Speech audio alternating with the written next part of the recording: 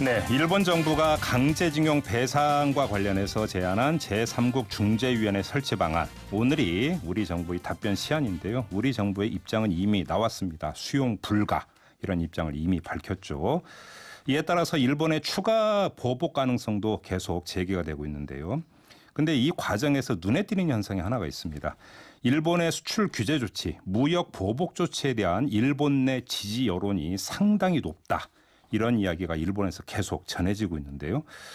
도대체 일본인들은 지금의 이런 갈등 상황을 어떻게 보고 있는 건지, 더 나아가서 한국을 어떻게 보고 있는 건지 이게 정말 궁금해서 아주 특별한 분을 지금 스튜디오에 모셨습니다. 우리나라에 20년 넘게 거주하면서 한일 문제에 관심을 가지고 다양한 방송 활동을 하고 계신 분입니다. 요시카타 베키 서울대학교 선임연구원 스튜디오에 직접 모셨습니다. 어서 오십시오. 안녕하세요. 네. 근데 제가 성함을 좀 제대로 발음을 한 건 맞습니까? 네, 괜찮습니다. 맞습니다. 네, 알겠습니다.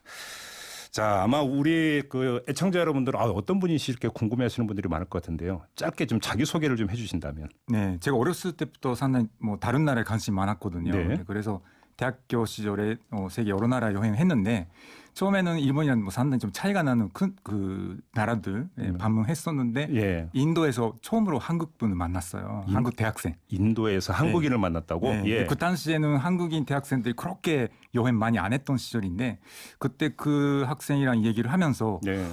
제가 정말 바로 옆에 있는 나라인데 한국에 대해서 정말 모르는구나라는 좀 느낌 받았어요.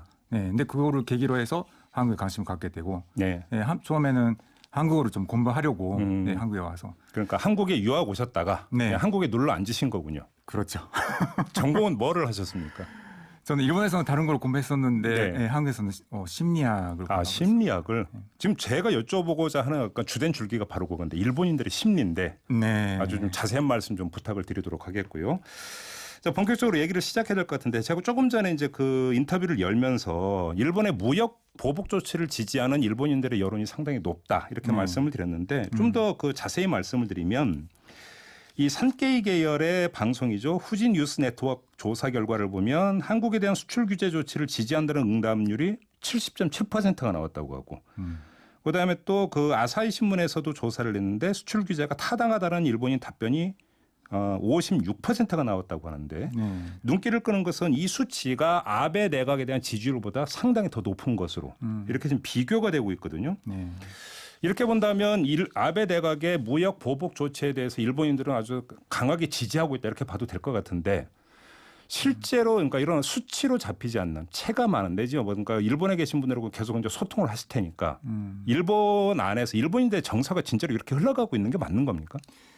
네, 그러니까 확실히 그 아베 정권의 핵심 지지층은 예. 지지를 하겠죠. 예. 근데 그 나머지 분들도 사실 요새는 더 이상 예. 한국에 당하고 있기만은 아니다. 한국에 당하고 있다고 생각합니다. 네, 그런 정서가 상당히 강합니다. 예. 근데 예를 들어서 상당히 지난바로 알려져 있는 네. 유명한 그 배우분이 계시거든요. 네. 네, 상당히 그 한국을 홍보하는 의미에서 좀 예. 활약하신 분인데 네. 그분도 최근에 한국인은 정말 일본인이 지금 얼마나 화가 나 있는지를 모르고 있다. 정상적인 표현으로는 전달되지 않기 때문에 예. 강하게 표현을 해야 된다. 이런 글을 썼더라고요. 그런 식으로 친한파 배우가 네, 그렇죠. 그래요? 네. 엄청난 유명한 사람이에요. 저도 그러니까 그게 80년대 나온 책인데 누군데요? 네, 쿠로다 후쿠미라는 분이에요. 구로다 후쿠미라는 배우입니까? 네, 예. 네. 하여튼 그래서 저도 상당히 그거를 보고서 충격을 받았습니다. 그래서 지금은 약간 중립, 진보 이런 거 떠나서 네. 한국만은 좀 아닌 것 같다라는 그런 시각이 상당히 좀 세졌습니다. 일본 안에서. 네. 아니 우리가 한국에 당하고 있다. 그래서 화가 나 있다 이 말씀이잖아요. 간단히 정리하면. 네. 뭘 당하고 있다는 얘기인 거예요? 그러니까 결국은 사실 여론조사 결과 같은 거 보면은 알 수 있는데 네. 예를 들어서 지금 한국에 어떤 문제가 있냐 일본한테 그렇게 물어보면은 네. 한국에서 엄청나게 그 반일 교육을 시키고 있어서 자 한국의 역사 교육이 가장 큰 문제다 이 문제가 가장 큰 문제다고 답하는 사람이 가장 많이 나오는 그런 조사도 있습니다. 한국에서 그 과거사에 대해서 왜곡된 교육을 시키면서 반일 감정을 고취시키고 있다. 네, 그렇죠. 지금 그 역사를 왜곡하는 교육을 하고 있는 건 일본 아닙니까? 네, 뭐 적어도 한국에서는 다들 그렇게 생각을 하죠. 근데 지금 거꾸로 이야기를 하고 있다고요? 네, 그래요. 그래서 화가 나 있다는 겁니까? 네, 맞습니다. 갑자기 말문이 막히기 시작을 하는데 그럼 다시 좀 정리를 해서 일본인들에게 그 한국이라고 하는 나라는 어떤 존재로 지금 인식이 되고 있는 겁니까? 이건 상당히 그 세대 차이도 많이 있을 것 같아요. 네. 네, 지금 젊은 친구들은 뭐 어렸을 때부터 네. 그 유튜브나 뭐 인스타그램 같은 거 통해서 한국에 대한 좀 약간 하나의 뭐 동경심 같은 것도 가지고 있는 정도예요. 네. 근데 그래서 참 멋진 나라 이렇게 뭐 생각하고 있는데 한류 열풍도 있었고 하니까. 그렇죠. 예. 케이팝 같은 거. 예. 네. 근데 나이가 많으신 분들, 그러니까 보니까 세대가 위에 올라가면 올라갈수록 한국에 대한 감정이 안 좋습니다. 그러니까 뭐 보면은 뭐 40대 이상부터 서서히 안 좋아지기 시작하고 50대, 60대, 70대 올라가면 올라갈수록 예. 한국에 대한 인식이 안 좋은 그래요? 걸로 나타납니다. 예, 잠깐만요. 지금 그 요시카타 씨가 하시는 말씀이 상당히 좀 그러니까 이 뒤에 이어지는 어떤 코너 이름이 이의 있습니다인데 이 있다는 얘기를 계속 뭐 입 밖 나올 정도로 지금 이런 얘기가 나오고 있는데 우리 애청자 여러분 어떻게 듣고 계신지 궁금한데요. 지금 저희 그 김종배의 시선 집중은 유튜브 라이브로 여러분과 함께 하고 있습니다. 유튜브에 들어가셔서 김종배의 시선 집중 검색을 하시면 바로 뜨니까요. 함께 해주시고 구독 버튼도 좀 눌러주시고요. 그다음에 의견 보내주시면 방송 내에 반영을 하도록 하겠습니다. 자, 그러면 청년층으로 해도 한류 이런 게 있기 때문에 동경하는 부분이 있지만 나이가 올라갈수록 40대 이상일 경우에는 반항 감정이 크다. 네. 지금 이렇게 말씀하셨잖아요. 네. 그 나이 차이가 그러니까 그런 어떤 인식의 차이가 어디서 비롯되는 겁니까? 예를 들어서 자 이거는 뭐 전체적 입장에서도 또 차이가 날 수는 있겠지만 일단 그 나이가 많은 세대에서는 네. 보수적인 사람들도 예전에는 상당히 좀 친한적인 입장인 사람들 많았거든요. 네. 근데 그 이유는 냉전 그 시기가 있어서 그 일본이랑 한국은 뭐 상당히 좀 중요한 동맹국이다. 그리고 또 공산주의하고 좀 맞서는 그런 입장에서 어떻게 보면은 한국이 그 제 전선에 서 있게 되어 있는 그래서 좀 미안한 마음도 있고 막 이런 좀 복잡한 마음이 있었던 것 같아요. 네. 근데 일단 그러니까 여러 가지 인식 차이가 있어도 기본적으로는 좀 하나의 좀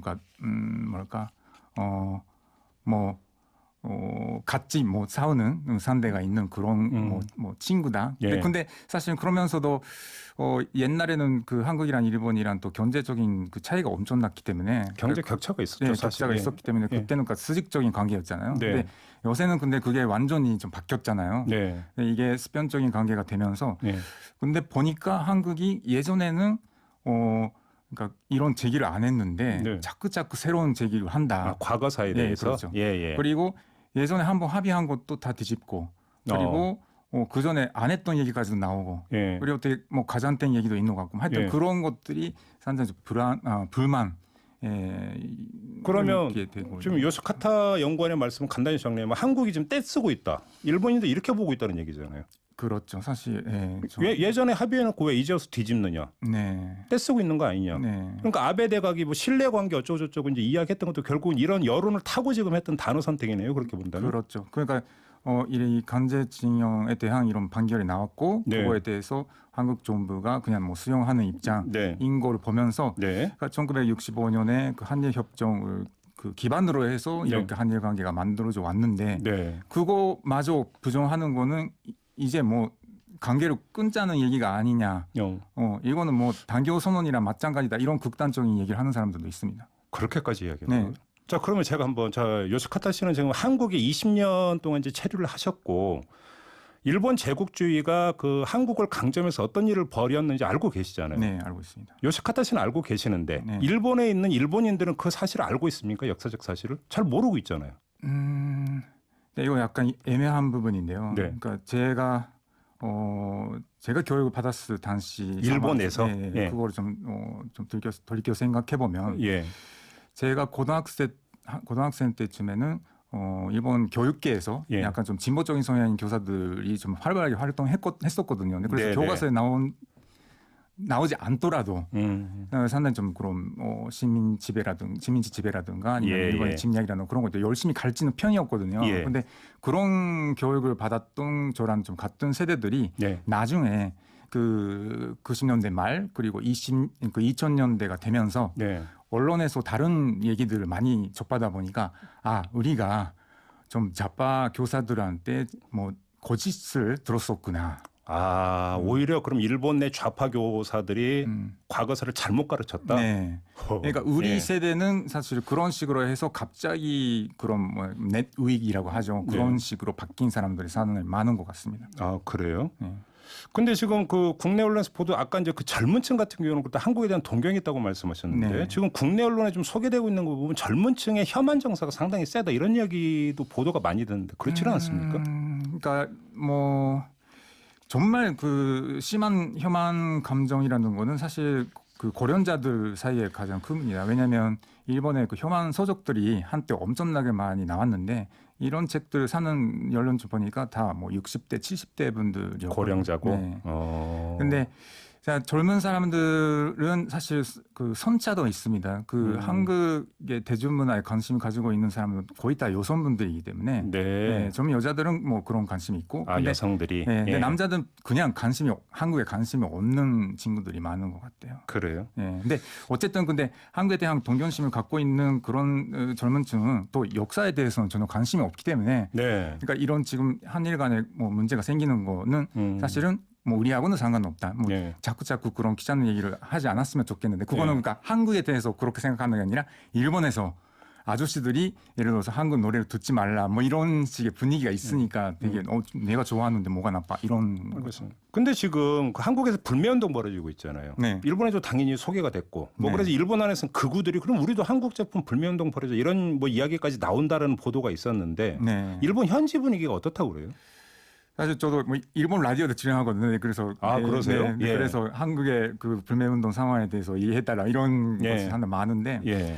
근데 보니까 사실 그러니까 원래 한국을 엄청 중요한다고도 할 수 있는 그런 극우 세력들은 예전부터 한국 뭐 제품 같은 사지 말자 뭐 이런 건 있었어요. 예전부터. 네. 예. 근데 지금 그게 또 확대하거나 그러진 않은데 네. 근데 어쨌든 그렇게 좀 목소리 좀 크게 그런 얘기를 하는 사람이 있으면 좀 부담이 되잖아요. 예. 근데 예를 들어서 이런 혐한 운동의 시작이라고 볼 수 있는 게 2011년에 그 후지 TV 앞에서 시위가 있었는데 그때 한국 드라마를 하지 말라는 그런 운동이 있었거든요. 근데 참여한 사람은 그렇게 많지는 않았는데 아무튼 그게 약간의 부담이 되면서 실제로 좀 뭔가 별로 반성 많이 하는 거 안 좋다 이런 게 생겼거든요. 그러니까 실제 지금 일본에서 불매 운동이 확대하고 있다고 볼 수는 없지만 그 사람들의 그 존재가 그 위축시키는 그런 효과는 있을 것 같아요. 그러니까 이제 목소리 큰 좀 일부 극우가 우리도 그럼 한국 제품 불매 운동하자 이렇게 이제 선동하는 수준밖에 안 된다. 선동이죠. 그럼 아무튼 한국 안에서 벌어진 일본 제품 불매 운동에 대한 일본인들의 그 정서라고 할까요? 인식은 어때요? 저는 사실 많은 그 일본인들이 이렇게 해석을 할 것 같아요. 그 일단 한국이 상당히 좀 반일 감정을 갖고 있어서 되게 감정적인 대응을 하고 있는 사람이기 때문에 이 불매 운동이라는 것도 역시나 그냥 뭐 일본이라면 다 싫은 거구나 이렇게 해석을 할 것 같아요. 사실은 최근까지 그 한국 관광객들이 일본에 엄청나게 많이 갔었잖아요. 근데 그거에 대해서 뭐 극우 일본인들은 좀 당황했었거든요. 왜냐하면 자기네들이 한국은 일본을 증오하는 뭐 민족이다 이렇게 선동하고 있는데. 근데 관광은 그렇게 많이 오니까. 네, 그러니까 그렇게 와버리니까 좀 당황스러운 거죠. 그렇죠. 자기들이 열심히 떠들어놨는데 나타나는 현상은 정반대니까. 근데 실제로 한국인은 전체의 문제하고 이런 문화의 문제 이런 거를 좀 상당히 좀 나눠서 생각하는 경향이 있는 것 같더라고요. 알겠습니다. 지금 뭐 유튜브로 모두가 함께하는 세계인님이 일본 내부의 정치 사정 때문에 아베가 시선을 외부로 돌리는 것은 아닌가요? 이렇게 질문을 주셨는데 어떻게 보세요? 저는 근데 이게 아베 정권이 이렇게 하는 거는 사실 정말 하고 싶어서 하는 것이지 뭔가 뭐 지지를 얻기 위해서 이런 것은 아닌 것 같아요. 이걸 함으로써 지지를 해주는 사람은 이미 아베 정권 지지하는 사람들이기 때문에 그런 효과는 사실 그렇게 그다지 크지는 않다고 생각합니다. 알겠습니다. 근데 그럼 그 요시카타 씨가 보시기에 뭐 거창하게 정책 해법까지는 안 된다 하더라도 지금 갈등이 심해지고 있는 이런 상황에서 문제를 풀려면 어디서부터 접근을 해야 된다고 생각하세요?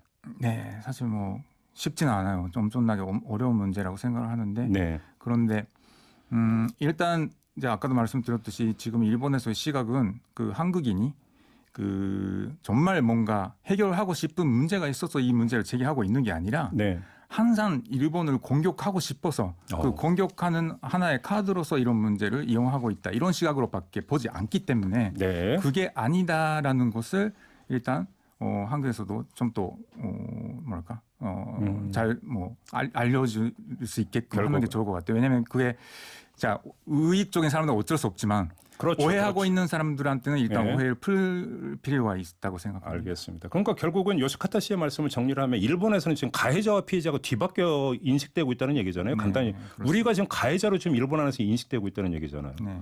좀 황당하고 어이없는데 이런 인식을 좀 바로 잡아야 된다. 네. 이런 말씀으로 이해를 하도록 하겠습니다. 참 말씀을 다 듣기에는 너무 시간이 짧았는데 나중에라도 다시 한번 모실 이런 기회가 생겼으면 좋겠다. 이런 말씀을 드리면서 인터뷰 마무리하도록 하겠습니다. 고맙습니다. 네, 감사합니다. 네, 지금까지 요시카타 베키 씨와 함께했고요. 많은 분들이 의견 주고 계시는데 4861님.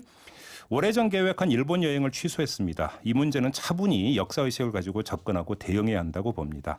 전 일본이 딱 적반하장의 무례함을 보이고 있는데 도저히 이해할 수 없습니다. 이런 의견 주셨고요. 6338님. 일본은 아직도 대한민국을 눈 아래로 보는 그런 그 속셈이 있습니다. 우리 모두 한 마음으로 뭉쳐야 한다고 생각합니다. 이런 의견을 주셨네요.